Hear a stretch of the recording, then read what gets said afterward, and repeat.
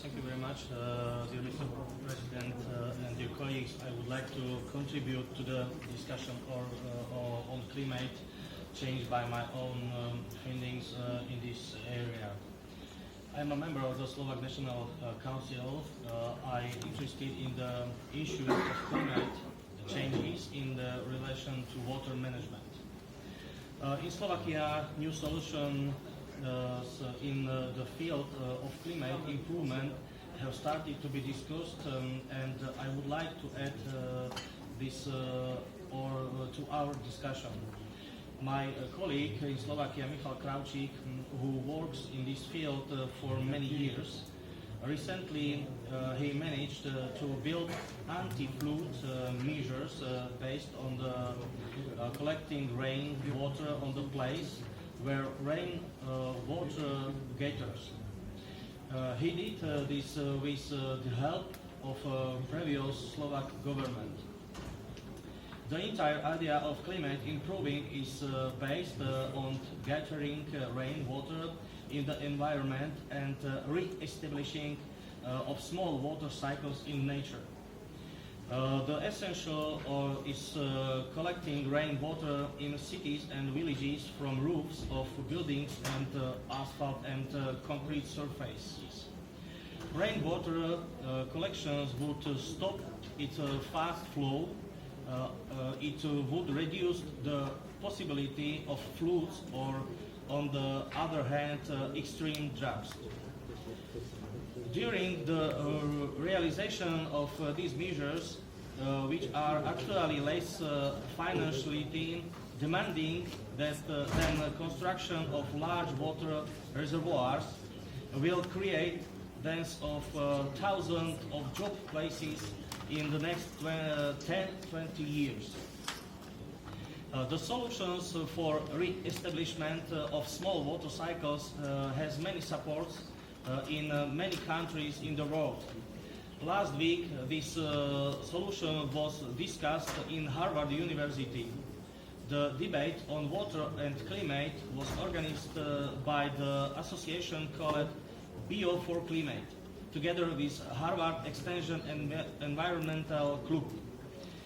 We will present our knowledge, findings and solutions in the Climate Summit COP21 in Paris this December.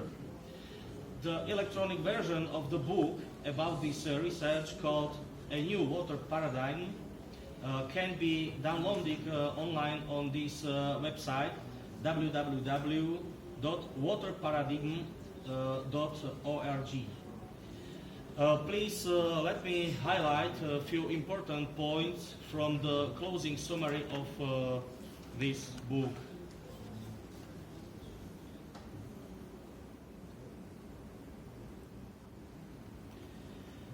The circulation of water in nature takes place through the large and small water cycles. Humanity, through its activities and systematic transformation of natural land into cultured land, accelerates the runoff of rainwater from land, limiting evaporation and infiltration of water into the soil decreases the supply of water to the small water cycles. The equilibrium of the water balance in the small water cycle is thus distributed, and it gradually starts to break down over land. If there is insufficient water in the soil on its surface in the plant, immense flows of solar energy cannot be transformed into the latent heat of water evaporation, but are instead changed into sensible heat. The surface of the ground soon overheats, and as a result, a breakdown in the supply of water from the large water cycles arises over the affected land.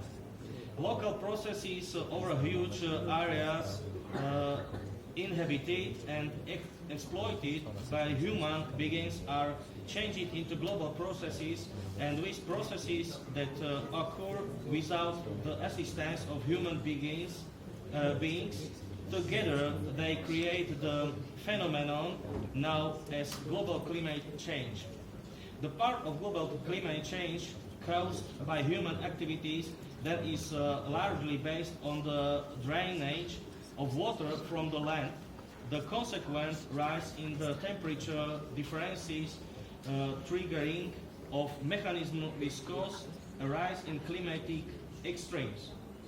The disruption of the small water cycles is accompanied by growing extremes in the water, a gradual drop in groundwater reserve. My good friend, may I ask you to focus on our resolution, because this is a very important issue, but it is a partial issue. We have here global environment,